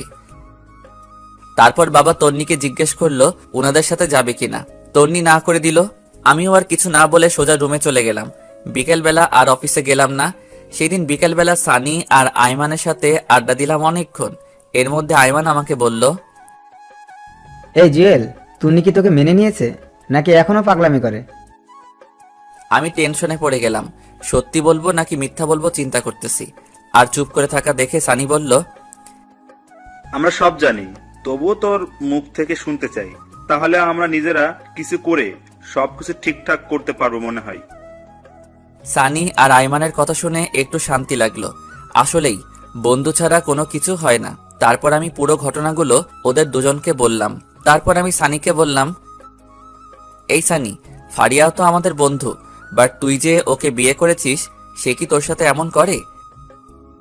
আরে না, ও আমার অনেক কেয়ার করে। আরে সানি তো বাসর রাতেই বিড়াল মেরে ফেলেছে। এ কথা বলে সবাই হাসাহাসি শুরু করলাম। একটু পর আইমান আমাকে বলল, জেল শোন, একটা বুদ্ধি দিই, আমার ধারণা 100% কাজে দিবে। আরে তাড়াতাড়ি বল। তুই আজ থেকে তন্নির কোনো কেয়ার করবি না, ওকে সব সময় এড়িয়ে যাবি, খারাপ ব্যবহার করবি, দেখবি সোজা হয়ে গেছে। আরে না, এটা কি করে হয়? আমি ওকে অনেক ভালোবাসি। আরে বেটা শোন, ভালোবাসি বলে লাভ হবে না, ওর মনেও ভালোবাসা আনতে হবে। তুই আজ থেকে ওকে এড়িয়ে যা, দেখবি ও ঠিক হয়ে যাবে। আচ্ছা দেখি কি করা যায়। এরপর আমি বাসায় চলে যাই। রুমে ঢোকার সাথে সাথে তন্নির প্রশ্ন করা শুরু হয়ে গেল। কোথায় ছিলি এতক্ষণ? অফিসে ছিলাম। অফিস কি 12টা পর্যন্ত হয় নাকি? সেটা তো না জানলেও চলবে। আর আমি কি করব না করব, কোথায় যাব নাকি যাব না, সেটা তোকে বলতে হবে নাকি? আমাকে বলতে হবে না। এত রাত পর্যন্ত জেগে থাকতে আমি পারবো না। তোকে জেগে থাকতে কেউ বলছে নাকি? তুই ঘুমা। তুই আমার সাথে এইভাবে কথা বলতেছিস কেন? কিভাবে বলছি? সারাদিন অফিস করছি, বিরক্ত লাগছে, যা। ও এখন তো বিরক্ত লাগবে, তাই না? চুপ করবি নাকি কানের নিচে 2টা দিব? কি? আমাকে মারবি? তোকে মারতে কি কারো পারমিশন লাগবে নাকি? চুপ কর, নইলে লাথি দিয়ে রুম থেকে বাহির করব। দেখলাম তন্নি চোখ মুখ লাল করে শুয়ে পড়ল। মনে মনে আইমানকে ধন্যবাদ দিলাম। আসলে আপনারা যেমনটা দেখছেন, বাস্তবে আমি তেমন নই। এই ব্যবহারের মাধ্যমে যদি তন্নি ভালো হয়, সেই জন্যই এমন করতেছি। আমিও আর কিছু না বলে লাইট অফ করে দিয়ে সোফায় শুয়ে পড়লাম। সকালে ঘুম থেকে উঠে দেখলাম তন্নি বিছানায় নেই। আমি ফ্রেশ হয়ে নিচে গেলাম। দেখলাম তন্নি আব্বু আম্মুর ব্যাগ আর জিনিসগুলো রেডি করে দিচ্ছে। আমি যাওয়ার পর সবাই নাস্তা করতে বসলাম। মা বললেন, শোন, একটা কথা বলতাম। বলো। আমরা যাওয়ার পর তন্নি একটু ওর বাপের বাড়ি যাবে, তুই একটু দিয়ে আসিস। আমার সময় নেই, যে যাওয়ার সে একাই যাবে। আর বাপের বাড়ি থেকে কালকেই তো আসলো। আমরা যাওয়ার পর বাসায় তো কেউ থাকবে না, তুই থাকবি অফিসে, তাই বলছিলাম। দেখো, এত কিছু আমি বুঝি না, ও গেলে একাই যাবে। আর কিছু না বলে নাস্তা করে উঠে গেলাম। তারপর বাবা মাকে আমি বাস স্টপে দিয়ে আসলাম। বাসায় এসে দেখি তন্নি নেই। কল দিলাম, ধরতেছে না। আমিও আর কল না দিয়ে রেডি হয়ে অফিসে চলে গেলাম। দুপুরবেলা ক্যান্টিনে খাবার খেতে গেলাম। বাবা মাকে কল দিয়ে জিজ্ঞেস করলাম কত দূর গেছে। অনেকক্ষণ কথাবার্তা বলে কল কেটে দিলাম। হঠাৎ করে তন্নির কথা মনে পড়ল। আমি এবার তন্নিকে কল না দিয়ে শাশুড়িকে কল দিলাম। হ্যালো, আসসালামু আলাইকুম। ওয়ালাইকুম সালাম। বাবা কেমন আছো? আছি ভালো। আপনারা সবাই কেমন আছেন? আছি, সবাই ভালো। খাওয়া দাওয়া করছেন? তন্নি খেয়েছে? এই তো আমরা করতেছি, তুমি করছো? জি, নাস্তা করতেছি। অফিস শেষে আমাদের এখানে চলে আসিও, তোমার আব্বু আম্মুর সাথে আমার কথা হয়েছে। কিন্তু কোনো কিন্তু না, আমি বলছি তুমি চলে আসিও। আচ্ছা ঠিক আছে। কলটা কেটে দিলাম। তারপর সানিয়া রাইমানকে কল দিলাম, সবকিছু বললাম। ওরাও বলতেছে চালিয়ে যাওয়ার জন্য। রাত প্রায় 8টা। আমি ওদের বাসার সামনে গেলাম। তন্নিকে কল দিব চিন্তা করলাম, কিন্তু দিলাম না। কলিং বেল দেওয়ার সাথে সাথে তন্নি এসে দরজা খুলে দিয়ে গেছে। মনে হয় আমার জন্যই ওয়েট করতেছিল। আমি শ্বশুর শাশুড়ির সাথে কথা বলে তন্নির রুমে গেলাম। আমার সাথে কোনো কথা বলতেছে না। আমি ওয়াশরুমে গিয়ে ফ্রেশ হয়ে আসলাম। একটু পর শাশুড়ি এসে খাওয়ার জন্য ডেকে গেল। আমিও সোজা নিচে চলে গেলাম। খাওয়া দাওয়া করে বাইরে বের হলাম। আব্বুকে কল দিলাম। অনেকক্ষণ কল দিয়ে কথা বললাম। তারপর বাসায় আসলাম। রুমে যাওয়ার সাথে সাথে তন্নি অনেক জোরে দরজাটা লাগিয়ে দিল। কি রে, এত জোরে দরজা দিলি কেন? তুই এখানে কেন আসছিস? মানে কি? তোর মাই তো বলল। মা বললে আসতে হবে নাকি? দেখ, বেশি কথা বলবি না। তোরে দেখলেই আমার রাগ হয়। যা শুয়ে পড়। তুই আমার রুম থেকে বের হ। তুই কি আমাকে অপমান করছিস? ধরে নে তাই, তুই আমার রুমে থাকতে পারবি না। ভুলে গেছিস সবসময় আমার রুমেই থাকিস এন্ড আমার খাটে? তুই কি যাবি নাকি গলা ধাক্কা দিব? আমি আর কিছু না বলে বের হয়ে গেলাম। চিন্তা করলাম নিজের বাসায় চলে যাব, কিন্তু এত রাতে যাওয়া রিস্কি হয়ে যাবে। তাছাড়া শ্বশুর শাশুড়িও খারাপ মনে করবে। আর কিছু চিন্তা না করে সোজা নিচে চলে গেলাম। অনেকক্ষণ হাঁটাহাঁটি করলাম, সময় যাচ্ছে না কিছুতেই। তারপর গিয়ে গেস্ট রুমের সোফায় গিয়ে শুয়ে পড়লাম। সকালবেলা শাশুড়ির ডাকে ঘুম ভাঙলো। আমাকে সোফায় দেখে উনি বলল, কি বাবা, তুমি সোফায় কেন ঘুমিয়েছো? রুমে যাওনি? আমি কিছু বলতে যাব এমন সময় তন্নি কোথা থেকে তার আম্মুকে বলে, আম্মু, তোমার জামাই কি করেছে জানো? কি করেছে? কাল রাতে আমাকে গান শোনানোর জন্য বলেছিলাম, সে শোনায়নি, তাই শাস্তি দিয়েছি যে আমার সাথে আজকে ঘুমাতে পারবে না। আমি তো পুরো টাসকে খেয়ে বসে আছি। ফকিন্নি কত বড় মিথ্যা কথা বলল। বাহ, কি সুন্দর নিজেকে বাঁচিয়ে নিল। তারপর শাশুড়ি আমাকে বলল, বাবা, আমার মেয়েটা গান পছন্দ করে, তুমি মাঝে মাঝে একটু গান শোনায়। আর তুইও, সামান্য একটা গানের জন্য বুঝি কেউ রুমে থাকতে দেয় না? আমি দুঃখ ভারাক্রান্ত একটা হাসি দিয়ে ওয়াশরুমে গিয়ে ফ্রেশ হয়ে নাস্তা করে অফিসে চলে গেলাম। একটু পর আমাদের অফিসের একটা কলিগ আমার রুমের সামনে আসলো। হ্যালো স্যার, আসতে পারি? আরে আদিবা, আসো আসো। Thanks sir. কিছু বলবে? বলছিলাম কি স্যার, আগামী সপ্তাহে আমি একটু বাড়ি যাব, আমার চাচাতো ভাইয়ের বিয়ে। ও আচ্ছা, ছুটি লাগবে এই তো? জি স্যার। কতদিন লাগবে? স্যার 7 দিন হলে ভালো হতো। আচ্ছা ঠিক আছে, যাও দিলাম, ভালোভাবে যাবে। ধন্যবাদ স্যার। এরপরও দেখলাম আদিবা কিছু বলবে, কিন্তু বলছে না, শুধু ছটফট করছে। তাকে আমি বললাম, কি কিছু বলবে নাকি? আসলে স্যার একটা কথা বলার ছিল। সমস্যা নাই, বলো। স্যার এখানে তো আমার কেউ নেই, আপনাকে বড় ভাইয়ার মতো দেখি, যদি ভাই হিসেবে আমার একটা উপকার করতেন খুশি হতাম। আরে পাগল নাকি তুমি? কোনো সমস্যা নাই, তুমি নির্ভয় বলো। স্যার অনেকদিন পর বাড়ি যাচ্ছি তো, আপু আম্মুর জন্য কিছু শপিং করব আর কিছু জিনিস নেব। আপনি যদি বিকেলবেলা আমার সাথে একটু শপিংয়ে যেতেন অনেক উপকার হতো স্যার। আচ্ছা ঠিক আছে, যাব। ধন্যবাদ স্যার। একথা বলে আদিবা তার ডেস্কে চলে গেল। বিকেলবেলা আদিবার সাথে শপিং মলে গেলাম, অনেক কিছু নিলাম, ওর বাবার জন্য, ওর মায়ের জন্য। অনেক কেনাকাটা করার পর আদিবা একটা কসমেটিক্সের দোকানে গেল, আমিও ওর পিছে পিছে গেলাম। আদিবার ব্যাগগুলো আমার কাছে ছিল। কসমেটিক্সের দোকানে যাওয়ার পর আমি আর আদিবা পাশাপাশি দাঁড়িয়েছিলাম। সেখানে গিয়ে বিশাল আকারে একটা শখ খেলাম। দেখলাম তন্নিও সেখানে তার বান্ধবীদের সাথে কি যেন কিনতেছে। আমাকে আদিবার সাথে দেখে আমার সামনে এসে বলে, মেয়েটা কে? ও আমার। পুরোটা বলার আগেই আমার গালে ঠাস করে একটা চর বসিয়ে চোখ মুখ লাল করে কাঁদতে কাঁদতে দোকান থেকে বের হয়ে গেল। তন্নি কয়েকটা বান্ধবী এসে আমাকে বলল, ছি ভাইয়া, বাসায় বউ রেখে বাইরে মেয়ে নিয়ে ঘুরেন, আপনার লজ্জা করে না? তারপর সবাই দোকান থেকে বের হয়ে গেল। লজ্জায় আমার পুরো মুখ লাল হয়ে গেল। খারাপটাই সবাই দেখলো, আসল কাহিনীটা কারো চোখে পড়ল না। তারপর আমি আর আদিবাও বের হয়ে গেলাম। আদিবা আমাকে বলল, সরি স্যার, আমার জন্য আজকে আপনাকে অপমানিত হতে হয়েছে। আরে ধুর, এগুলো কিচ্ছু না। তোমার কি দোষ? কেউ তো আসল কথা জানে না, সেই জন্য রিয়াক্ট করতেছে। ম্যাডাম কিন্তু অনেক রাগ করেছে। এটা কোনো সমস্যা না, সব ঠিক হয়ে যাবে। স্যার একটা কথা বলতাম। বলো। ম্যাডামের নাম্বারটা আমাকে দিবেন, আমি সব বুঝিয়ে বলবো। আরে তুমি কল দিলে সে আরো বেশি রিয়াক্ট করবে, উল্টো তোমাকে অপমান করবে। সমস্যা নেই স্যার, আপনি নাম্বারটা আমাকে দিন, আর এটা ধরুন। কি এটাতে? স্যার আপনাদের বিয়েতে তো যেতে পারিনি, তাই ম্যাডামের জন্য আমার পক্ষ থেকে একটা গিফট। তুমি আবার এটা কখন কিনলে? সেটা আপনার না জানলেও চলবে, আপনি এটা নেন আর নাম্বারটা দিন। ধন্যবাদ, এই নাও নাম্বার। তারপর আমি নাম্বারটা দিয়ে দিলাম। গিফটটা নিয়ে আদিবাকে একটা রিকশায় উঠিয়ে দিয়ে আমি বাসায় চলে আসলাম। এসে গিফটটা খুলে দেখলাম একটা নীল শাড়ি, অনেক সুন্দর, তন্নিকে অসাধারণ লাগবে। এরপর আমার মাথায় একটা বুদ্ধি আসলো, ফারিয়াকে কল দিয়ে সবকিছু বলে দেই, কারণ তন্নি আজকের বিষয়টা ফারিয়ার সাথে শেয়ার করবে। আমি ফারিয়াকে কল দিয়ে সবকিছু বলে দিছি এবং এটাও বলে দিয়েছি যে এমনভাবে কথা বলবে যেন তন্নির প্রচুর রাগ হয়। বাসায় একা একা ভালো লাগছে না, আব্বু আম্মুও নাই, তন্নিও নাই। আমি তন্নিকে কল দিলাম, বাট নাম্বার বন্ধ। এরপর তন্নির আম্মুর কাছে কল দিলাম। হ্যালো, আসসালামু আলাইকুম। ওয়ালাইকুম সালাম, কেমন আছো বাবা? জি ভালো, আপনি? আছি মোটামুটি।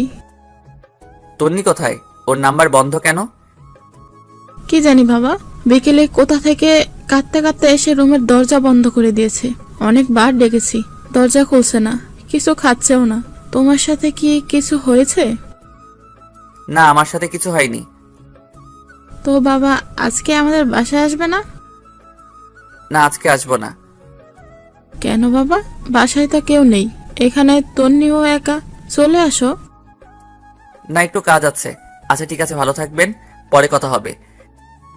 এই কথা বলে আমি কলটা কেটে দিলাম। মনে মনে চিন্তা করলাম তন্নিও হয়তো আমাকে ভালোবেসে ফেলেছে, না হলে এত রিয়াক্ট করতো না। আয়মানের বুদ্ধিটা অনেক কাজে লাগছে। এভাবে কয়েকটা দিন চলে গেল। আমি তন্নিদের বাসায় যাই না। মাঝে মাঝে ওর মায়ের সাথে একটু একটু কথা হয়। প্রায় 10 দিন পর ওর মা আমাকে কল দেয়। তখন আমি অফিসে ছিলাম। হ্যালো, আসসালামু আলাইকুম। ওয়ালাইকুম আসসালাম। বাবা কেমন আছো? ভালো, আপনারা? আছি, সবাই ভালো। বাবা, তুমি একটু আজকে আমাদের বাসায় আসতে পারবে? আসলে আমার তো একটু কাজ ছিল। কেন, কোনো সমস্যা হয়েছে নাকি? আসলে হয়েছে কি, আমার বড় বোন নাকি অনেক অসুস্থ।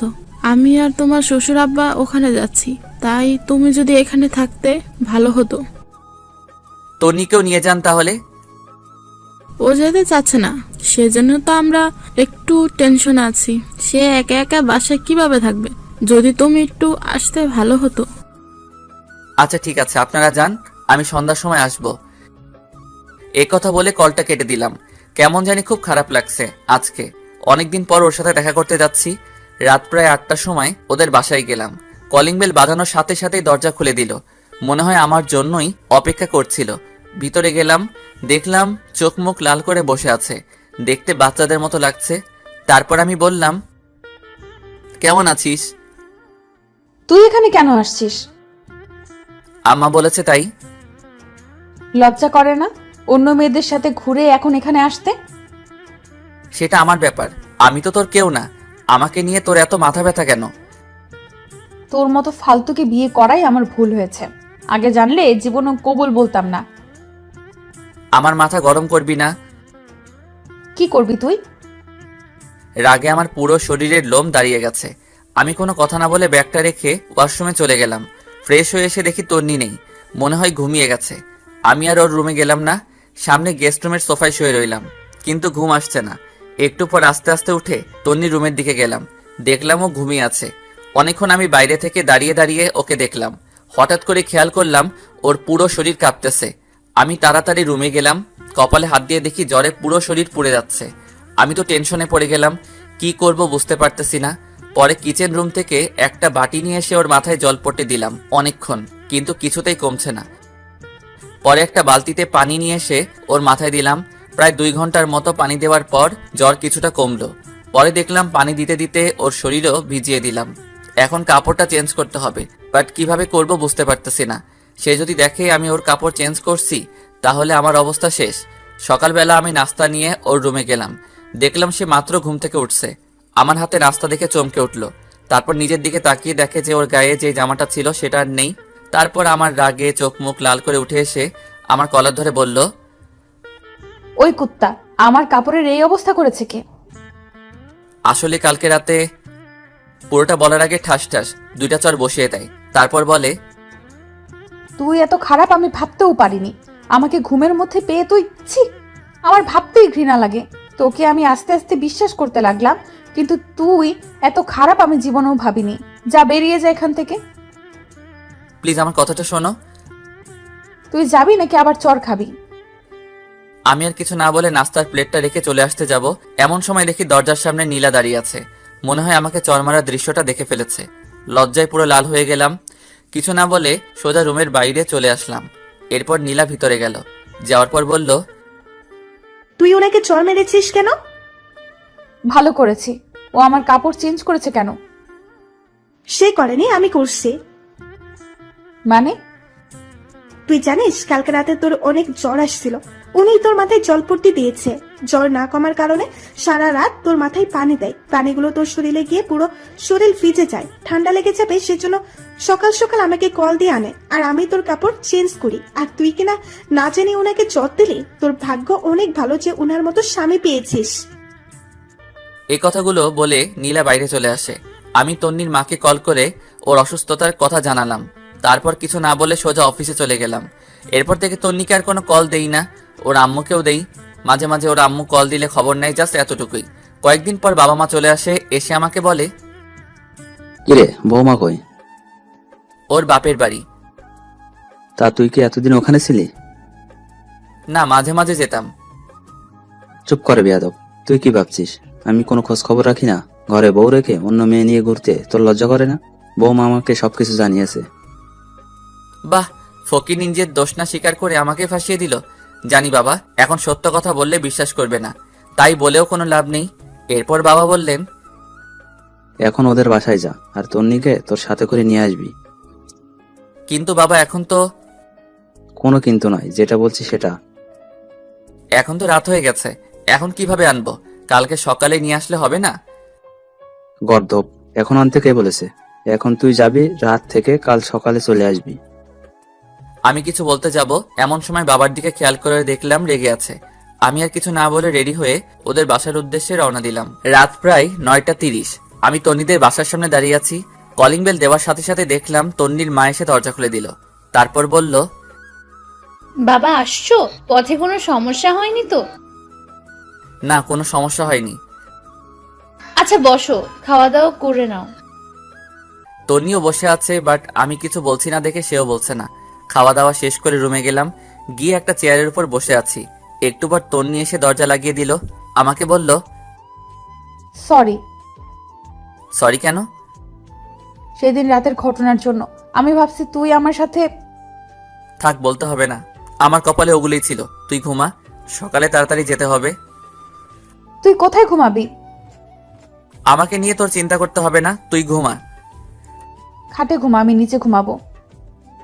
কেন, তোর চর খাওয়ার জন্য নাকি তোর কাছে অপমানিত হওয়ার জন্য? সে আর কিছু না বলে ঘুমিয়ে পড়লো। আমিও একটা বালিশ নিয়ে নিচে শুয়ে পড়লাম। সকালবেলা ঘুম থেকে ছাদে গেলাম। তন্নিও আমার পেছনে পেছনে গেল। দেখে মনে হচ্ছে কিছু একটা বলবে, বাট বলতে পারতেছে না। এরপর আমি বললাম, কিছু বলবি? তুই কি সত্যি আমাকে ভালোবাসিস? পাগল নাকি? তোরে কেন আমি ভালোবাসবো? মিথ্যা বললাম, দেখি ও কি রিয়াক্ট করে। তাহলে এতদিন যে বললি তুই আমাকে ভালোবাসিস? মিথ্যা বলেছি, তোর সাথে থাকার বা কথা বলার কোনো ইচ্ছাই আমার নেই। তাহলে আমাকে নিতে আসলি কেন? আব্বু আম্মু বলেছে তাই, না হলে জীবনেও আসতাম না। বাহ, ভালো তো। নতুন কাউকে পেয়ে গেছিস, এখন তো আর আমার দরকার নেই। তোর দরকার কখনো ছিল না, থাকবেও না। আদিবার সাথে আমি খুব ভালোই আছি। রাগানোর জন্য বললাম। তনি আর কিছু না বলে চোখ মুখ লাল করে কান্না করতে করতে নিচে চলে যায়। মনে মনে বন্ধু আইমানকে ধন্যবাদ দিতে লাগলাম, ওর বুদ্ধিটা কাজে লেগেছে। এইরকম জানলে আরো আগে থেকে ইগনোর করতাম।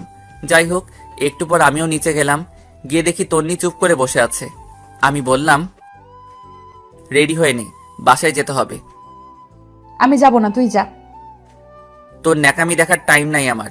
আদিবা বসে আছে, তাড়াতাড়ি রেডি হয়ে নে। বললাম তো আমি যাব না। ওকে, একটু পর নিজেই যাবি? তুই এখান থেকে যা, তোকে যেন না দেখি। চলে তো যাবই, এখানে তো থাকতে আসিনি। তুই আর এক সেকেন্ডও এখানে থাকতে পারবি না, এখনই বের হয়ে যা। আমিও আর কিছু না বলে নাস্তা না করে ওর বাবা মা কাউকে না জানিয়ে সোজা অফিসে চলে গেলাম। বাসায় গেলে বাবা চিল্লাচিল্লি করবে। কাজ করতেছে এমন সময় আদিবা আসলো। আসতে পারি স্যার? আরে আদিবা, আসো, বসো। ধন্যবাদ স্যার। আপনার কি মন খারাপ? আরে না, এমনি ভালো লাগছে না। আমি জানি স্যার, ম্যাম আপনাকে কিছু বলেছে হয়তো। আসলে স্যার, সেদিন যদি জানতাম ম্যামও মার্কেটে যাবে তাহলে আপনাকে যেতে বলতাম না। আরে দূর, এটা কোনো ব্যাপার না। এমন সময় বাবা কল দিল। আদিবা উঠে চলে গেল। এই কই তুই? আমি তো অফিসে। তোকে না বললাম বৌমাকে নিয়ে বাসায় আসতে? ও আসবে না বলেছে, সেই জন্যই তো আমি অফিসে চলে আসছি। চুপ কর বিয়াদব। ও আসবে না বলেছে নাকি তুই নিয়ে আসিসনি? মানে, আমি কেন নিয়ে আসবো না? চুপ হারামজাদা, তোর নিয়ে আমাকে সবকিছু বলেছে। তোর লজ্জা করে না ঘরে বউ রেখে অন্য মেয়েকে নিয়ে ঘুরতে? আরে তুমি এসব কি বলো? সবগুলো মিথ্যা কথা। চুপ কর, তোর নিয়ে আমাকে সবকিছু বলেছে। মেয়েটা কখন থেকে কান্না করতেছে। আমি আর কিছু না বলে কল কেটে দিলাম। দূর, ফকিনিটা বাবাকে আনিয়ে বানিয়ে কি বললো আল্লাহ জানে। নিজে সব দোষ করে এখন আমাকে ফাঁসাই দিছে। বিকেলবেলা আইমান কল দিল। কি রে দোস্ত, কি অবস্থা? মামা, কি বুদ্ধি দিলি? তন্নি তো ফেসে গেছে। আরে কি বলিস? আচ্ছা শোন, সন্ধ্যার সময় তুই আর তন্নি কফি শপে আসিস, কথা আছে। ধুর, আমি তন্নিকে নিয়ে আসতে পারবো না, তোরা বল আসতে। আচ্ছা ঠিক আছে বলবো, তুই অন্তত সাথে করে নিয়ে আসিস, সানি আর ফারিয়াও থাকবে। আচ্ছা ঠিক আছে। এরপর বাসায় গেলাম, দেখলাম তন্নি রেডি হয়ে বসে আছে। আমাকে দেখে বলল, আইমান কিছু বলেছে? না, কিছু বলেনি। কেন? কফি শপে যাওয়ার জন্য বলেছে। তো যা, আমাকে বলছিস কেন? তোকেও যেতে বলেছে। আমি যাব না, তুই যা। একসাথে যাওয়ার জন্য বলেছে, তুই না গেলে আমিও যাব না। মনে মনে তো আমার লাড্ডু ফুটতেছে। আহা, কি যে আনন্দ বলে বোঝাতে পারবো না। যাই হোক, বেশি মুড নিতে গেলে আবার দেখা যাবে যে একসাথে যাওয়াই হবে না। একটু পর আমি আর তন্নি বের হয়ে গেলাম। একটা রিক্সা নিলাম। এই প্রথম বিয়ের পর একসাথে রিক্সা নিয়ে ঘুরতেছি। যখন ওর সাথে ফ্রেন্ড হিসেবে ঘুরতাম রিক্সায়, কি মজাটাই না হতো। সবকিছু মনে পড়তে লাগলো। আমি রিক্সার একপাশে সরে বসে আছি। তন্নি বারবার আমার দিকে তাকাচ্ছে। একটু পর কফি শপে গেলাম। দেখলাম আইমান, সানি আর ফারিয়া বসে আছে।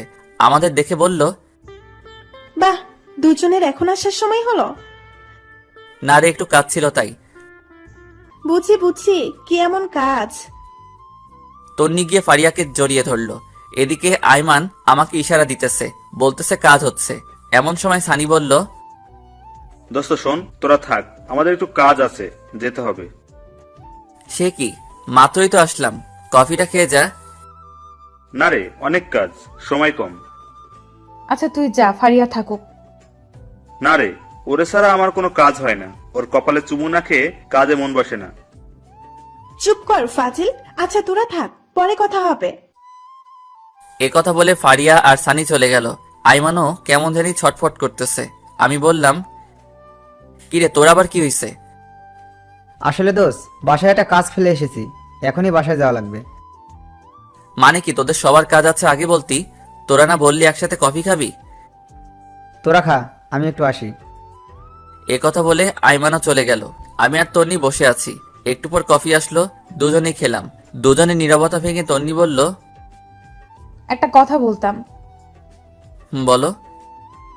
অনেকদিন কোথাও ঘুরি না, চল পার্কটাতে একটু ঘুরে আসি। আমিও কেন জানি ওর এই আবদারটা না রেখে পারলাম না। অনেকক্ষণ দুজন একসাথে হাঁটলাম, ভালো লাগলো। রাত প্রায় 8টা।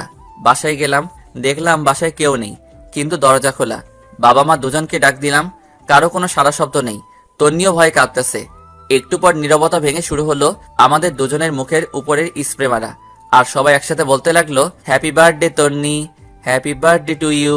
বাবা মা, সানিয়া, আইমান আর ফারিয়া সবাই একসাথে। দেখে তো আমরা পুরাই অবাক। আমি নিজেও ভুলে গেছি আজকে তন্নির জন্মদিন, কিন্তু বন্ধুগুলার মনে আছে। সেই জন্য তারা কফি শপ থেকে তাড়াতাড়ি চলে আসছে। তারপর বড় একটা কেক কাটা হলো। তন্নি সবার প্রথম আমাকে খাইয়ে দিয়েছে, আমিও খাইয়ে দিয়েছি। এক এক করে সবাই সবাইকে খাইয়ে দিয়েছে। এমন সময় তন্নি বলল, এতগুলো আয়োজন কে করেছে? সবাই একসাথে আমাকে দেখিয়ে দিল। আমি তো পুরাই টাসকি খেয়ে গেলাম। আমি নিজেই কিছু জানি না, আর ওরা বলছে আমি করছি। সেদিন সবাই একসাথে খাওয়া দাওয়া করে নিলাম। ওদের বাসায় যেতে দেইনি। আমি, সানি, আইমান একসাথে ঘুমাইছি। ফারিয়া আর তন্নি একসাথে ঘুমাইছে।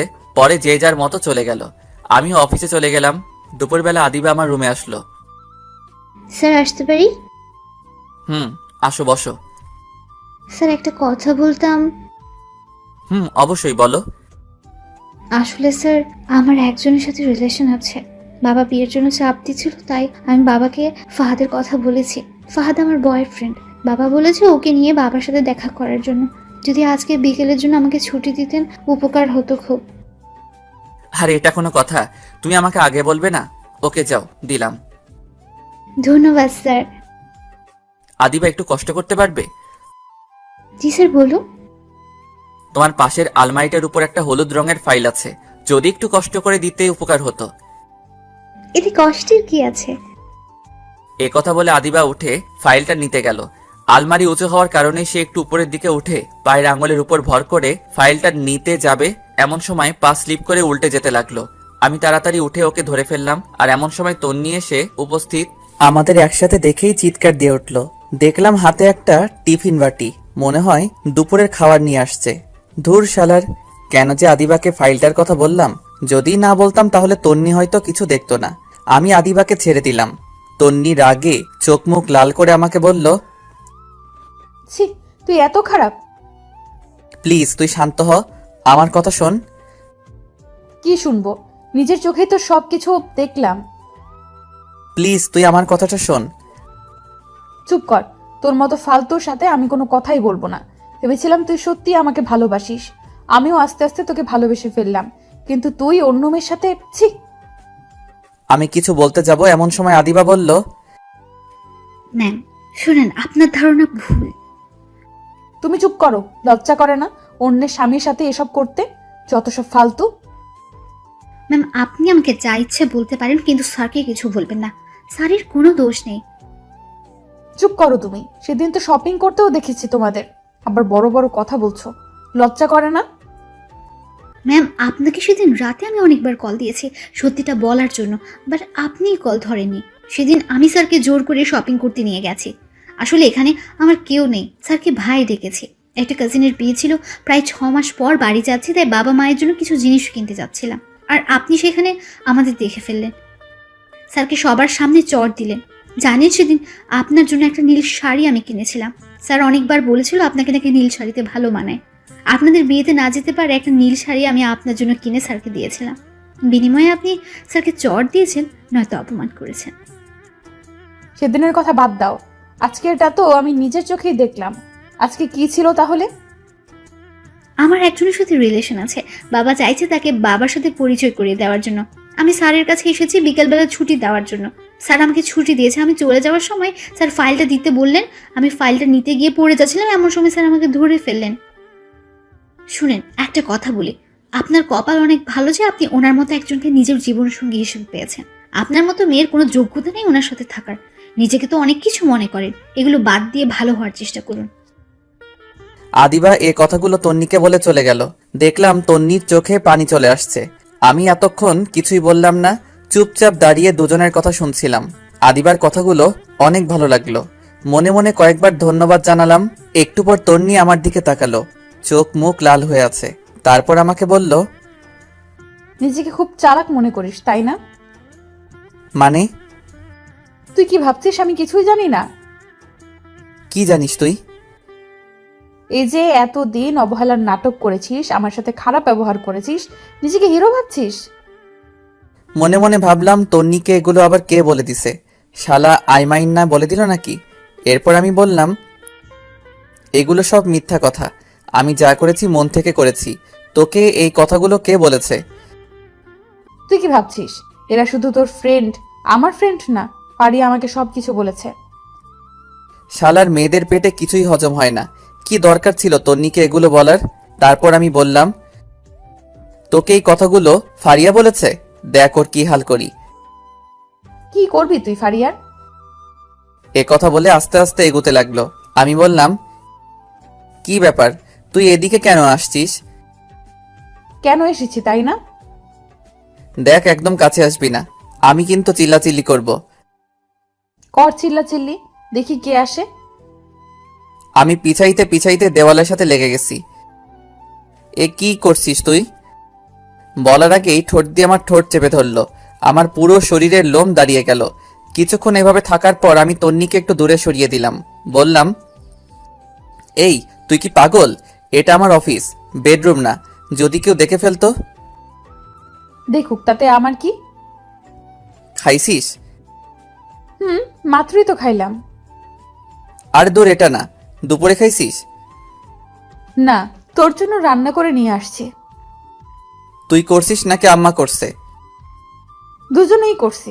তুই এত কথা বলছিস কেন? আচ্ছা ঠিক আছে, বলবো না। তুই ফ্রেশ হয়ে আয়, একসাথে খাবো। ওকে। এরপর তন্নি ওয়াশরুমে চলে গেল। আমি মনে মনে ভাবছি অবশেষে তন্নি লাইনে আসলো। হারামি বন্ধুগুলো না থাকলে হয়তো কিছুই সম্ভব হতো না। একটু পর তন্নি বাইরে আসলো। আমি একটা প্লেটে ভাত দিয়ে তাকে বললাম, এই ধর, খেয়ে নে। আমি খাবো না। কি আজীব, তুই না একটু আগে বললি খাবি? এভাবে খাবো না। তো কিভাবে খাবি? যদি কেউ একজন খাইয়ে দেয় তাহলে খাবো। আমি আর কিছু না বলে ওকে খাইয়ে দিলাম, নিজেও খেয়ে নিলাম। খাওয়া দাওয়া শেষে তন্নিকে বাসায় পাঠিয়ে দিলাম। তন্নি চলে যাওয়ার পর ফাইলটা নিলাম। এমন সময় আইমানের কল। দোস্ত, কি অবস্থা? আরে মামা, কি বুদ্ধি দিলি! তন্নি তো পুরো ফিদা হয়ে গেছে। আরে কি বলিস? আর তন্নির জন্মদিনে এত বড় একটা সারপ্রাইজ দেওয়ার জন্য ধন্যবাদ। আমি ভুলেই গেছিলাম ওর জন্মদিন। আরে মামা, সারপ্রাইজের কি দেখলা? আরো বড় সারপ্রাইজ এখনো রয়ে গেছে। আরে কি বলিস? কি সারপ্রাইজ, তাড়াতাড়ি বল। না এখন না, বিকালে কফি শপে আয়, বাকিরাও আসবে, সবাইকে একসাথে বলবো। আচ্ছা ঠিক আছে। শোন, আসার সময় তন্নিকে নিয়ে আসিস। আমি সানি আর ফারিয়াকে বলে দিছি। আচ্ছা ঠিক আছে। এই কথা বলে কল কেটে দিলাম। অফিস শেষ করে বিকালবেলা তন্নিকে বললাম রেডি হতে। সে রেডি হতে চলে গেল। আমিও ফ্রেশ হয়ে একটা কালো শার্ট পরে বাসার বাইরে দাঁড়িয়ে আছি তন্নির জন্য। একটু পর তন্নিও আসলো, বা সেও কালো শাড়ি পরে আসলো। আমি দেখে আরো একবার ক্রাশ খেলাম। হা করে তাকিয়ে আছি। একটু পর তন্নির ঝাঁকানিতে বাস্তবে ফিরে এলাম। আমাকে বলল, এইভাবে হা করে তাকিয়ে আছিস কেন? মশা ঢুকবে। আরে না, আমি একটা কথা চিন্তা করতেছিলাম। কচু করছিলি, যা এখন রিক্সা নিয়ে আয়। তারপর আমি একটা রিক্সা নিলাম। আমি একটু দূরে সরে বসতে চাইলাম, কিন্তু আমার বাম হাতটা চেপে ধরে বসে আছে। একটু পর কফি শপে পৌঁছে গেলাম। দেখলাম সবাই বসে আছে। আমাদের দেখে সবাই দাঁড়ালো। ফারিয়া বলল, কি রে, আজ এত ম্যাসিং, ঘটনা কি? কিসের ঘটনা? বুঝি সব বুঝি। আচ্ছা বুঝলে ভালো। এই হারামির দল, চুপ কর, সবাই আগে বস। এরপর আমরা সবাই বসলাম। আয়মান সবার জন্য কফির অর্ডার দিল। বন্ধু এবার বল, কি এমন সারপ্রাইজ যেটা মোবাইলে বলা যায় না, এখানে বলতে হবে? দোস্ত, আমার তো বিয়ে। সত্যি? সত্যি। তারপর সবাই আয়মানকে কংগ্রাচুলেশনস জানালাম। আমি বললাম, তো বিয়ে কবে? পরশুদিন। হারামের বাচ্চা, আগে বলিসনি কেন? দোস্ত, আমি নিজেও জানতাম না, আজকে সকালে আব্বা বলেছে। আচ্ছা শোন, কালকে তোরা সবাই থাকবি, অনেক কিছু কেনাকাটা করতে হবে। আমি পারবো না, তোরা সবাই আসিস। না পারলে তুই বিয়েতেও আসিস না। ওরে ভাই, কাঁদিস কেন? আচ্ছা ঠিক আছে, আসবো। আমার কথা শুনে সবাই হাসাহাসি করতে লাগলো। তারপর অনেকক্ষণ আড্ডা দিয়ে কথাবার্তা বলে বাসায় চলে আসলাম। আমি ফ্রেশ হয়ে বাবার সাথে কথা বলতেছি। তন্নি তখন ফ্রেশ হচ্ছিল। অনেকক্ষণ কথাবার্তা বলে রুমে গেলাম। দেখি তন্নি সোফায় বসে আছে। আমি যাওয়ার সাথে সাথে বলে, একটা কথা বলতাম। তো বল, অনুমতির কি আছে? আজকে খাটে ঘুমা, আমার কোনো সমস্যা হবে না। কেন, চর খাওয়ার জন্য নাকি? দেখ, এগুলোর জন্য সরি, তুই খাটে ঘুমা, আমার সমস্যা হবে না। দরকার নেই, তুই ঘুমা। এই কথা বলে আমি সোফায় ঘুমিয়ে পড়লাম। তন্নি মন খারাপ করে বিছানায় ঘুমিয়ে পড়ল। পরের দিন তন্নির ডাকে ঘুম ভাঙলো। উঠে ফ্রেশ হয়ে নাস্তা করলাম। রুমে যাওয়ার পর আয়মান কল দিল। হ্যালো দোস্ত, কই তোরা? তাড়াতাড়ি আয়, আমরা সবাই ওয়েট করতেছি। দোস্ত, আমি না আসলে হয় না? তন্নিকে পাঠিয়ে দিব? ওকে, তুই আমার বিয়েতেও আসিস না। আচ্ছা রাগ করিস না, আসছি। এরপর তন্নিকে বললাম রেডি হতে। দুজনে রেডি হয়ে মার্কেটের উদ্দেশ্যে রওনা দিলাম। একটু পর মার্কেটে চলে আসলাম। কি রে হারামি, এত দেরি কেন? আরে বলিস না, তন্নি আটা ময়দা মাখতে দেরি করে ফেলেছে। তন্নি রেগে লাল হয়ে বলল, কি, আমি আটা ময়দা মাখি? এই হারামি, তুইও তো ঘুম থেকে উঠতে দেরি করিস, এখন আমার দোষ দিতেছিস তাই না? এই, তোদের ঝগড়া বন্ধ কর, দেরি হয়ে যাচ্ছে। ওকে চল, কেনাকাটা শুরু করি। শুরুতে একটা স্বর্ণের দোকানে গেলাম। তন্নি আর ফারিয়া দুজনে আয়মানের বউয়ের জন্য গয়না পছন্দ করতেছে। অনেক ঘাটাঘাটির পর অনেকগুলো স্বর্ণের জিনিস নিল। তন্নি একটা নেকলেস নিয়ে বারবার নিজের গলায় জড়িয়ে দেখতে লাগলো। আমি খেয়াল করে দেখেছি, মনে হয় ওর পছন্দ হয়েছে, কিন্তু কিছু বলছে না। আমার দিকে বারবার তাকাচ্ছে। আমি দেখেও না দেখার ভান করে সানির সাথে কথা বলতেছি। একটু পর শাড়ির দোকানে গেলাম। সবার জন্য শাড়ি কিনলো। আয়মানের মা, বোন, খালা আরো অনেকের জন্য কেনা হলো। তন্নি একটা নীল শাড়ি নিজের গায়ে জড়িয়ে আমাকে বলল, এই জুয়েল, বল। শাড়িটা খুব সুন্দর তাই না? আমাকে ভালো মানিয়েছে। তো এখন কি করব? না, এমনি বললাম। বাহ, ফকিনি সবকিছুই ঠিক করে নিয়েছে। দাম দেওয়ার জন্যই আমাকে এই কথাগুলো বলেছে। আর তন্নিকে শাড়িটাই আসলে অনেক সুন্দর মানিয়েছে। আমি দোকানদারকে বললাম শাড়িটা আলাদা একটা প্যাকেট করে দিতে। তন্নির মুখে এক রাজ্যের হাসি দেখলাম।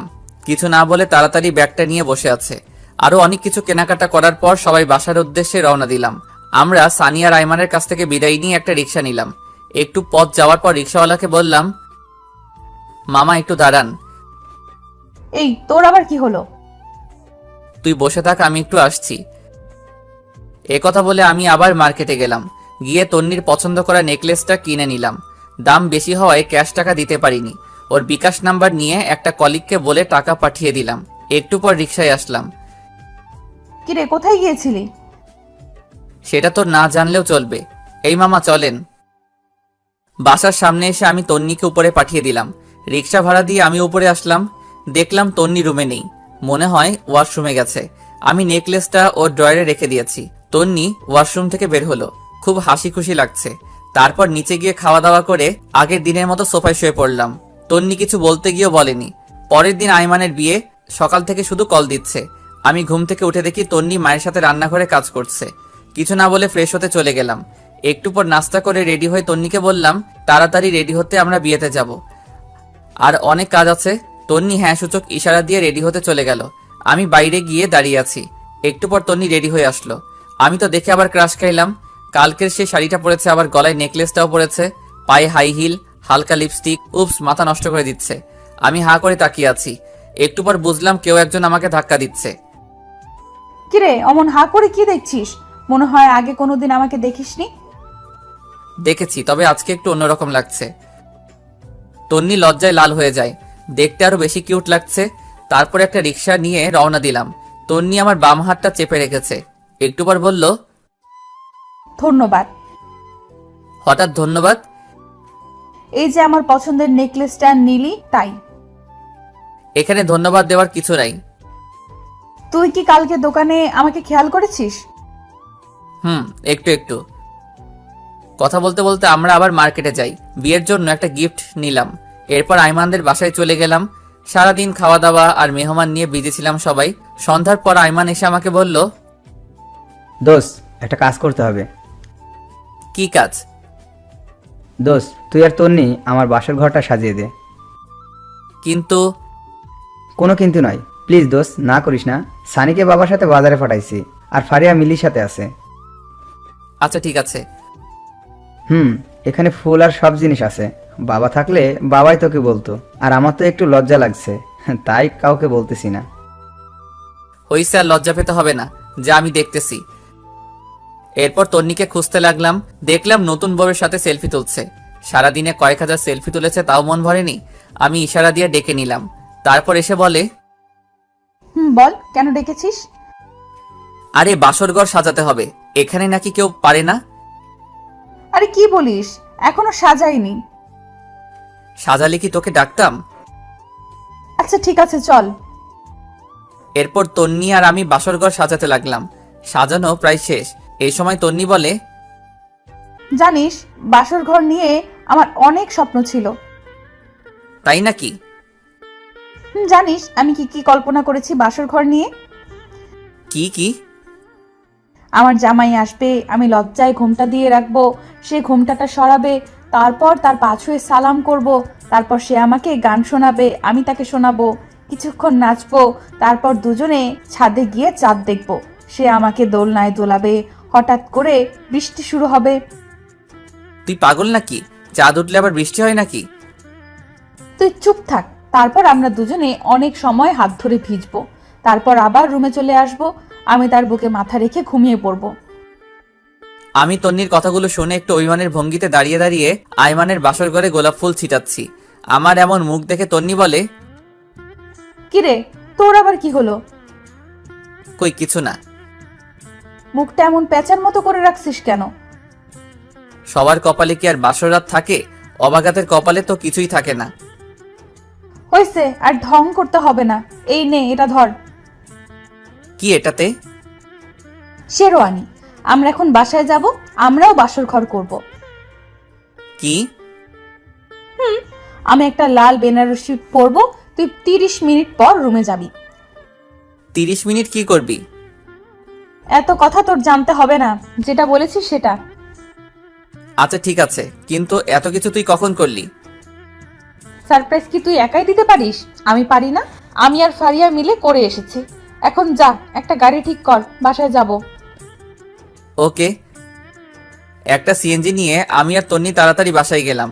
আমি শেরওয়ানি পরে রেডি হয়ে আছি। কখন 30 মিনিট হবে ঘড়ির দিকে তাকিয়ে আছি। অবশেষে 30 মিনিট হলো। আমি বাসর ঘরে যাচ্ছি। কেমন যেন লজ্জা লাগছে।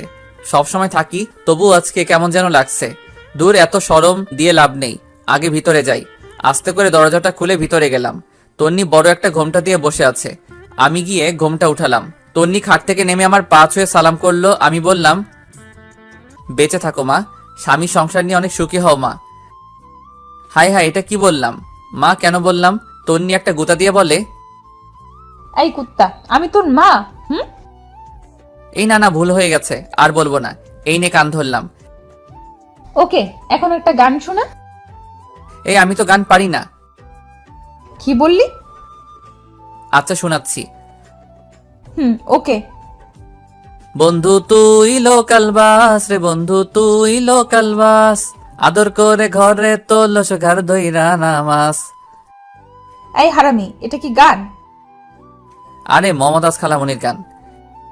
রাখ তোর মমতাজ খালা, ভালো গান গা, নইলে ধাক্কা দিয়ে বাহির করে দিব। এরপর আমি শীতল বাতাসে দেখেছি তোমায়, এই গানটা শোনালাম। তন্নিও একটা রবীন্দ্রসঙ্গীত শোনালো। মেয়েটার গলা বেশ ভালো। এরপর বলল, আয় একটু নাচি। ধুর, আমি নাচ পাই না। হালকা নাচ, যেমন তেরি মেরি গানটাতে হালকা নাচি। আয়। আমি তো সানি লিওন আর উর্বাশীর গান ছাড়া নাচতে পারি না। মায়ের খাবি কিন্তু। এরপর উড়াধুরা কিছুক্ষণ নাচ দিলাম। আমি তো হাসতে হাসতে শেষ। তন্নি বলল, চল ছাদে যাব। ঠিক আছে চল। এইভাবে না, আমাকে কোলে নিয়ে চল। কি আর করা, ওকে কোলে নিয়ে ছাদে গেলাম। একটু পর বললাম, এই তুই কি খাস? ওরে আল্লাহ, এত ওজন তুই! আর একটু হলে তো মারাই যেতাম। তন্নি কিছু না বলে আমার একটা হাত ধরে হাঁটতে লাগলো। আমারও অসম্ভব ভালো লাগা শুরু হলো। এরপর আমি তন্নিকে কোলে নিয়ে পুরো ছাদ ঘুরলাম। একটু পর শুরু হলো ঝুম বৃষ্টি। তন্নির ইচ্ছাটা উপরওয়ালা পূরণ করে দিল। দুজনে অনেক সময় ভিজলাম। হঠাৎ একটা বাজ পড়ার সাথে সাথে তন্নি আমাকে জড়িয়ে ধরলো। এভাবে কিছুক্ষণ চলার পর দুজনে নিচে চলে আসলাম। তন্নি ভেজা কাপড় চেঞ্জ করে আসলো, আমিও আসলাম। একটু পর বললাম, এই শোন, আমরা ফ্রেন্ড ছিলাম ঠিক আছে, কিন্তু এখন তো স্বামী স্ত্রী হয়ে গেছি। এখন আর তুই করে বলবো না, তুমি করে বলবো। ধুর না, আমি তুই করেই বলবো। কিন্তু কেন? আচ্ছা ঠিক আছে, সবার সামনে তুমি করে বলবো, আর এমনিতে তুই করে বলবো। আচ্ছা ঠিক আছে। আচ্ছা শোন, আমার না অনেক ইচ্ছা আমার টুইন বেবি হবে। তাই নাকি? তাহলে তো আমাকে ডাবল কষ্ট করতে হবে। কেন? একটা ছেলের জন্য যে কষ্ট করতে হবে, দুজনের জন্য তো ডাবল কষ্ট করতে হবে, তাই না? এই, তোর মতলব কিন্তু আমি বুঝে গেছি। তাই নাকি? তাহলে তো ভালো। এই খবরদার কাছে আসবি না। আসলে কি হবে শুনি? আমি আস্তে আস্তে আগাতে লাগলাম আর তন্নি পিছাতে লাগলো। পিছাতে পিছাতে একসময় খাটের উপর গিয়ে পড়ে যায়।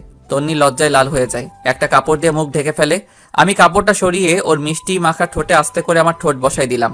তারপর দুজনে হারিয়ে গেলাম অজানা এক রাজ্যে। থামেন, অনেক কিছু দেখে ফেলেছেন, এবার আমাদের একটু একা থাকতে দেন।